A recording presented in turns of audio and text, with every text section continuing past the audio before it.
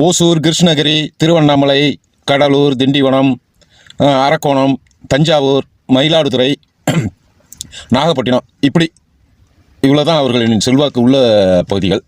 ஆனால் நிலையான ஓட்டு வங்கி உள்ள ஒரு கட்சி. 5.6 என்ற அளவில் ஓட்டு வங்கி அவர்களிடம் நிலையாக இருக்கிறது.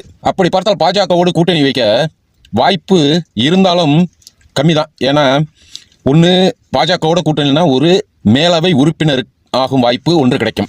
பாமக, தேமுதிக மற்றும் பிஜேபி இணைந்தால் கூட வாய்ப்புகள் இல்லை, ஓட்டு வங்கி வாய்ப்புகள் இல்லை. அப்படி இருக்கும் சூழ்நிலையில் மேலவை உறுப்பினராக வாய்ப்பு இருக்கிறது.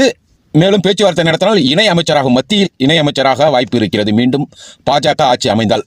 அதை விடுத்து மற்ற வகைகளில் எதுவும் இல்லை. கேஸ் ஒன்று இருக்கிறது, அன்புமணி அவர்கள் மீது கேஸ் ஒன்று இருக்கிறது.